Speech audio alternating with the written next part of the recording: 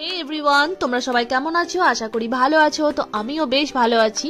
তো এর আগের ভ্লগে তোমরা দেখেছো আমার বেবি বার্থ স্টোরি। জানো তো, প্রেগন্যান্সিতে যখন ডক্টর দেখাতে যেতাম তখন দক্ষিণেশ্বরের উপর দিয়েই আমাকে যেতে হতো। প্রত্যেকবার প্রণাম করে যেতাম, কিন্তু ডেলিভারির দিন ঠাকুরকে বলে গিয়েছিলাম মেয়ে হলে আর ভালোভাবে বাড়ি ফিরলে পুজো দিয়ে যাব।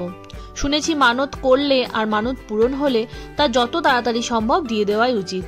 তাই আর দেরি কেন, ব্যাস মেয়ে 3 মান্থ কমপ্লিট হতে না হতেই পুজো দিতে চলে গেলাম দক্ষিণেশ্বরে।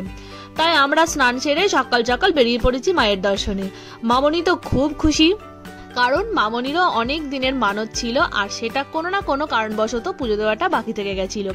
মামনির বিশ্বাস যে আজ মেয়ের জন্যই আমাদের দক্ষিণেশ্বরে যাওয়া হচ্ছে।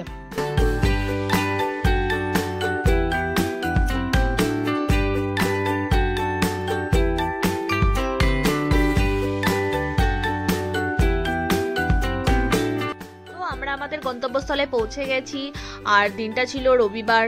তো অনেক লম্বা লাইন ছিল, অনেক ভিড়ভাট্টা ছিল আর বেশ রোদ্দুরও ছিল। তো পৌঁছেই সবার প্রথমে আমরা দুটো ডালা নিয়ে নিয়েছি, তারপর অনেকটা লম্বা লাইন ক্রস করে আমরা পুজো দিতে গেছি। পুজোটা বেশ ভালোভাবে দিয়েছি, মায়ের দর্শনও করেছি। আর সবার প্রথমে ঠাকুরকে এটাই বলেছি, মা সবাইকে ভালো রেখো।